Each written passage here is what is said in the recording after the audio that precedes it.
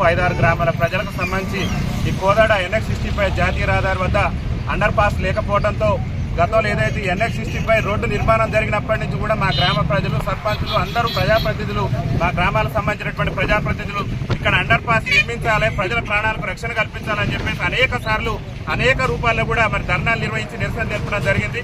గౌరవ కేంద్ర మంత్రివర్యులు, కేంద్ర రోడ్డు రవాణా శాఖ మంత్రివర్యులు, రాష్ట్ర రోడ్డు రవాణా శాఖ మంత్రివర్యులు, ముఖ్యంగా ఈ ప్రాంతానికి సంబంధించి ఈ ప్రాంత ప్రజల యొక్క ఆశీర్వాదంతో ఇవాళ రాష్ట్ర కేబినెట్ లో కూడా మంత్రిగా ఉన్నటువంటి రాష్ట్ర పౌర సరఫరాల, భారీ నీటిపారుదల శాఖ మంత్రివర్యులైనటువంటి ఉత్తమ్ కుమార్ రెడ్డి గారు, గౌరవ ఈ నియోజకవర్గ శాసనసభ్యురాలైనటువంటి పద్మావతి రెడ్డి గారు ఇక్కడ ప్రజల ప్రాణాలు మరి అరచేతుల్లో పెట్టుకొని ప్రయాణం చేయాల్సి వస్తుంది. మా రామాపురం గ్రామానికి సంబంధించి వేలాది మంది విద్యార్థులు చదువుకునేటటువంటి ఒక ఇంజనీరింగ్ కళాశాల కూడా మా గ్రామాల్లో ఉంది. వాళ్ళ కళాశాలకి వెళ్లాలన్నా కానీ రోడ్డు దాట వెళ్లాల్సినటువంటి అవసరం ఉన్నది. ఇక్కడ అనేక మంది మా గ్రామస్తులే కాకుండా ఇతర గ్రామాల ప్రజలు కూడా యాక్సిడెంట్ రూపంలో ప్రమాదానికి గురి వారి ప్రాణాలు కూడా కోల్పోయారు. కాబట్టి గౌరవ ఎమ్మెల్యే గారు, గౌరవ మంత్రి గారు చొరవ చూపాలి. ఎందుకంటే వాళ్ళే కేంద్ర మంత్రి దృష్టి తీసుకెళ్లాలి.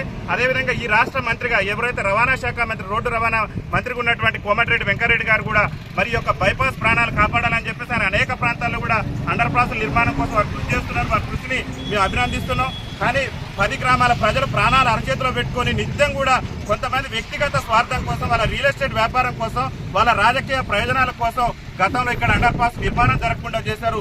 దయచేసి ఇక్కడ రాజకీయాలు కాదు, కావాల్సింది ప్రజల ప్రాణాలకు రక్షణ కల్పించవలసినటువంటి బాధ్యత రాజకీయ నాయకులుగా,